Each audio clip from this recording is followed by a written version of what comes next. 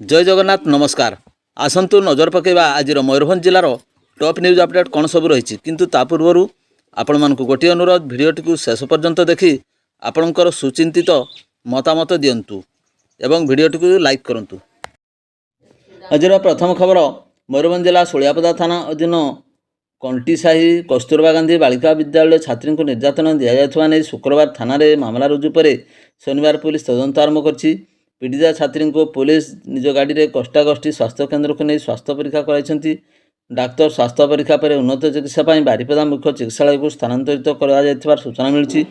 Police पीड़िता छात्री और मां को सांगरे नहीं घटनास्थल विद्यालय परिसर में 2 महला कोठा उपर चढ़ी अन्य छात्री पानी टांगी सफा करुवा बेले किभली गोड़ खसीजु तले पड़ते से संपर्क में पीड़िता छात्री विद्यालय वार्डेन और अन्य बयान रेकर्ड कर पिलांको अभिभावक कहवा कथा विद्यालय परिसर में 2 महला कोठा उपर चढ़ा बेले विद्यालय कर्मचारी एवं हॉस्टेल कर्तृपक्ष करुथिले कौन ता छड़ा विपज्जनक भाव में छोट पिलांको काम कराइबा यह कौन तांको दायित्वहीनता नुहे। सबुठारु बड़ प्रश्न अभिभावक पिलांको कहा भरोसा हॉस्टेल छाड़िबे ताकू नहीं चिंता बढ़ाई देइछि।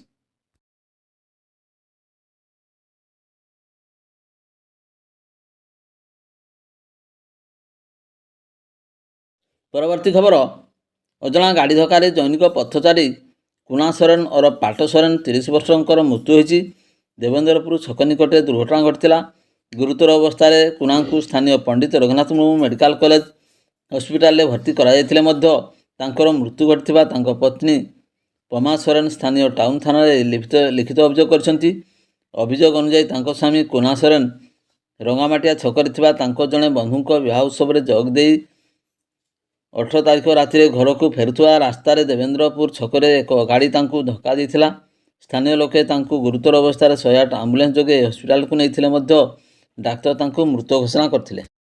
परवर्ती खबर उदला स्थित अबकारी विभाग कार्यालय चोरी अभियोग में 2 अभियुक्त को उदला एसडीजेएम अनुराग देहुरी पक्षर दंडादेश प्रदान कराई। प्राप्त विवरण जनाई जे उदला अबकारी कार्यालय भितर सोमनाथ घोड़ई और अजय नायक अबकारी विभाग द्वारा जबत हो रखा जाइथिबा डेक्ची गुड़ी को चोरी करुवा समय अबकारी कर्मचारी द्वारा धरा पड़ते। यही घटना 23/11/2024 में होता ताहा साक्षी प्रमाण ग्रहण कर 2 अभियुक्त को दंडादेश सहित अपराधी कार्यकलाप भर्त्सना सहित तागिद करथिले।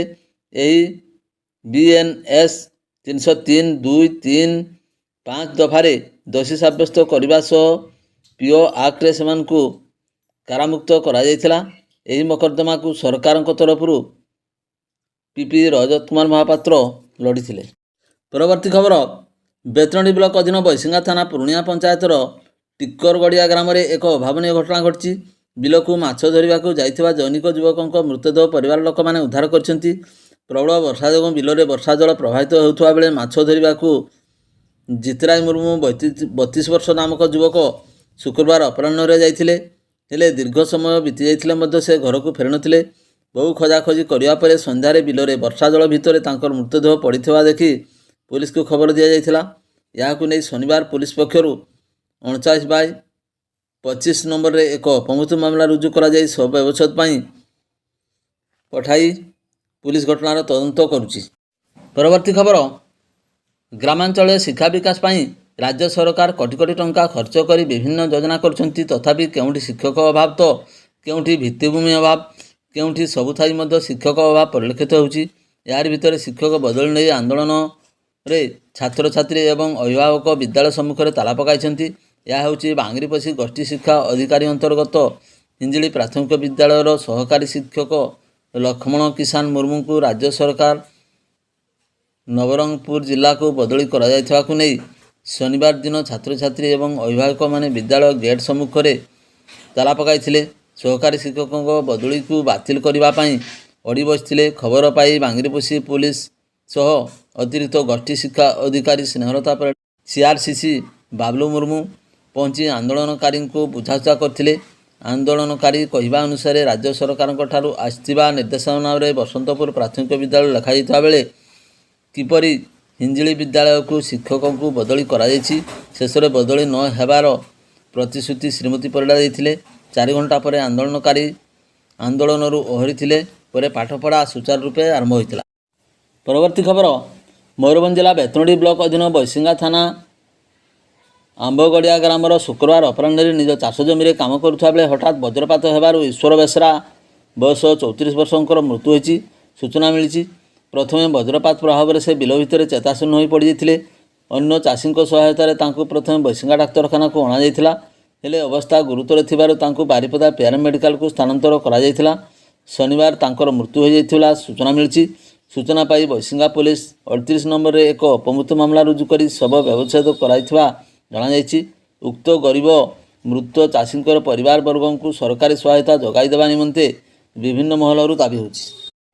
ପରବର୍ତ୍ତୀ ଖବର, କପ୍ତିପଦା ଥାନା ଭଳାଗଡ଼ିଆ ଗ୍ରାମରେ ସାପ କାମୁଡ଼ାରେ ଜଣେ ମହିଳାଙ୍କର ମୃତ୍ୟୁ ଘଟିଛି। ଉକ୍ତ ଗ୍ରାମର ଅଭିମନ୍ୟୁ ଦେହୁରୀଙ୍କ ପତ୍ନୀ ଜୟନ୍ତୀ ଦେହୁରୀ ଶୁକ୍ରବାର ରାତିରେ ଖାଇ ପିଇ ଚଟାଣରେ ଶୋଇଥିବା ବେଳେ ବିଳମ୍ବିତ ରାତିରେ ଏକ ତିତି ସାପ ଜୟନ୍ତୀଙ୍କ ପେଟରେ କାମୁଡ଼ି ଦେଇଥିଲା। ସାପ କାମୁଡ଼ିବା ଜାଣିପାରି ଜୟନ୍ତୀ ତାଙ୍କ ସ୍ୱାମୀଙ୍କୁ ଘଟଣା ବାବଦରେ ଜଣାଇଥିଲେ। ପରିବାର ଲୋକମାନେ ତାଙ୍କୁ ଚିକିତ୍ସା ନିମନ୍ତେ ଉଦଳା ଡାକ୍ତରଖାନାରେ ଭର୍ତ୍ତି କରିଥିଲେ। ଅବସ୍ଥା ଗୁରୁତର ହେବାରୁ ଉଦଳାରୁ ବାରିପଦା ଅଭିମୁଖେ ଯିବା ପାଇଁ ପ୍ରସ୍ତୁତ ହେଉଥିବା ବେଳେ ତାଙ୍କର ମୃତ୍ୟୁ ଘଟିଥିଲା। ଏନେଇ କପ୍ତିପଦା ଥାନାରେ ଏକ ଅପମୃତ୍ୟୁ ମାମଲା ରୁଜୁ ହୋଇଛି। ପରବର୍ତ୍ତୀ ଖବର, ବଡ଼ସାହି ବଜାରସ୍ଥିତ ବ୍ୟାଙ୍କ ଅଫ୍ ଇଣ୍ଡିଆରୁ ଟଙ୍କା ଉଠାଇ ପ୍ରମୋଦ ଦାସ ବଜାର ମଝିରେ ଥିବା ଏକ ବହି ଦୋକାନରୁ ଖାତା କିଣିବାକୁ ଯାଇଥିଲେ। ଦୋକାନରୁ ଫେରିବା ବେଳକୁ ଗାଡ଼ିରେ ଡିକି ଭାଙ୍ଗି 1 ଲକ୍ଷ ଟଙ୍କା ଚୋରି ହୋଇଯାଇଥିବା ଦେଖିବାକୁ ପାଇଥିଲେ। ଏନେଇ ବଡ଼ସାହି ଥାନାରେ ଏକ ଚୋରି ମାମଲା ରୁଜୁ ହୋଇଛି। ପୋଲିସ ତଦନ୍ତ ଚଳାଇଛି। ପ୍ରମୋଦ ପୁରୀଖୁଣ୍ଟା ଗ୍ରାମର ଏକ ଇଟା ଭାଟିରେ ପରିଚାଳକ ଭାବେ କାର୍ଯ୍ୟ କରନ୍ତି। ପୂର୍ବରୁ ବଡ଼ସାହି ଥାନାର କର୍ମଚାରୀ ଦିନବେଳା ବଜାର ମଝିରେ ପହରା ଦେଉଥିବା ବେଳେ ବର୍ତ୍ତମାନ ବାଲି ଟ୍ରାକ୍ଟର ଧରିବାରେ ବ୍ୟସ୍ତ ରହୁଥିବାରୁ ଚର୍ଚ୍ଚା ହେଉଛି। ପରବର୍ତ୍ତୀ ଖବର, ପାଞ୍ଚପେଡ଼ ଉପଖଣ୍ଡକୁ ଜିଲ୍ଲା ଘୋଷଣା ଦାବିରେ ପ୍ରଗତି ମଞ୍ଚ ପକ୍ଷରୁ ଉପଜିଲ୍ଲାପାଳଙ୍କ କାର୍ଯ୍ୟାଳୟ ସମ୍ମୁଖରେ ପ୍ରତୀକ ଧାରଣା ଆରମ୍ଭ ହୋଇଛି।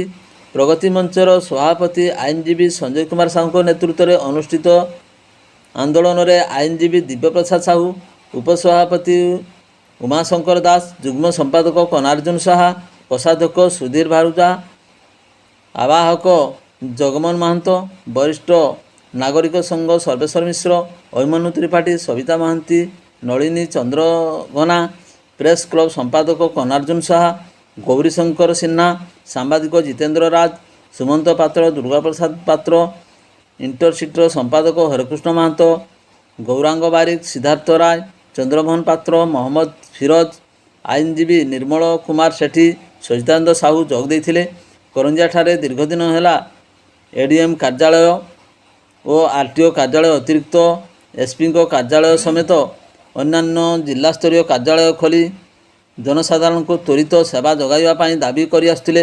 ସରକାରଙ୍କ ଛୋଟ ଛୋଟ ବ୍ଲକକୁ ନେଇ ଜିଲ୍ଲା ଗଠନ କରିବା ବେଳେ ପାଞ୍ଚପିଢ଼କୁ ଜିଲ୍ଲା ଘୋଷଣା ଯଥାର୍ଥତା ଏବଂ ଆବଶ୍ୟକତା ଉପରେ ମଞ୍ଚ ପକ୍ଷରୁ ଦୃଢ଼ ଯୁକ୍ତି ଉପସ୍ଥାପନ କରାଯାଇଥିଲା। ପରବର୍ତ୍ତୀ ଖବର, ବଡ଼ସାହି ବ୍ଲକ ଅନ୍ତର୍ଗତ ମାନଗୋବିନ୍ଦପୁର ହାଇସ୍କୁଲରେ ଏକ ନିଶାମୁକ୍ତି ସଚେତନତା ସଭା ପ୍ରଧାନ ଶିକ୍ଷକ ବିମଳ କୁମାର ନାୟକଙ୍କ ସଭାପତିତ୍ୱରେ ଅନୁଷ୍ଠିତ ହୋଇଯାଇଛି। ଭାରତୀୟ ରେଡ଼କ୍ରସ ସୋସାଇଟି ଆଜୀବନ ସଦସ୍ୟ ଡକ୍ଟର ରମାକାନ୍ତ ମହାନ୍ତଙ୍କ ସଂଯୋଜନା ଓ ପରିଚାଳନାରେ ଅନୁଷ୍ଠିତ ଏହି ସଭାରେ ପ୍ରଜାତିତା ବ୍ରହ୍ମକୁମାରୀ ଈଶ୍ୱରୀୟ ବିଶ୍ୱବିଦ୍ୟାଳୟର ପାଟଳିପୁର ଗୀତା ପାଠଶାଳାର ବିକେ ମମତା ଦେ, ଅବସରପ୍ରାପ୍ତ ଶିକ୍ଷକ ଭାସ୍କର ଚନ୍ଦ୍ର ଦୁର୍ଗା, ଅବସରପ୍ରାପ୍ତ ପ୍ରଧାନ ଶିକ୍ଷକ ସୁଭାଷ ଚନ୍ଦ୍ର ଦେ, ଡାକ୍ତର ଧ୍ରୁବଚରଣ ପ୍ରଧାନ, ଶିକ୍ଷୟିତ୍ରୀ ପୁଷ୍ପାଞ୍ଜଳି ପ୍ରଧାନ, ସନ୍ଧ୍ୟାରାଣୀ ପାଣିଗ୍ରାହୀ ପ୍ରମୁଖ ଯୋଗଦାନ କରି ଛାତ୍ରଛାତ୍ରୀ, ଶିକ୍ଷକ, ଶିକ୍ଷୟିତ୍ରୀ, ପରିଚାଳନା କମିଟିର ସଦସ୍ୟଙ୍କୁ ନିଶାଦ୍ରବ୍ୟ ସେବନର ଉପକାରିତା ଏବଂ ନିଶାଦ୍ରବ୍ୟ ଛାଡ଼ିବାର ସହଜ ଉପାୟ, ରାଜଯୋଗ ଅଭ୍ୟାସ ବିଷୟରେ ଶିକ୍ଷାଦାନ ପ୍ରଦାନ ଏବଂ ଶପଥ ପାଠ କରାଇଥିଲେ। ବିଦ୍ୟାଳୟର ଶିକ୍ଷୟିତ୍ରୀ ରଶ୍ମିରେଖା ବେହେରା, ଦୀପ୍ତିମୟୀ ବେହେରା, ରୀମା ଜେନା, ସ୍ନିଗ୍ଧାରାଣୀ ସାହୁ, ସୁଦର୍ଶନ ପାଣି ପ୍ରମୁଖ ସହଯୋଗ କରିଥିଲେ। ଦୀପକ ମହାନ୍ତ ଧନ୍ୟବାଦ ଅର୍ପଣ କରିଥିଲେ। ଭିଡ଼ିଓଟିକୁ ଶେଷ ପର୍ଯ୍ୟନ୍ତ ଦେଖିଥିବାରୁ ଆପଣଙ୍କୁ ଅଶେଷ ଧନ୍ୟବାଦ।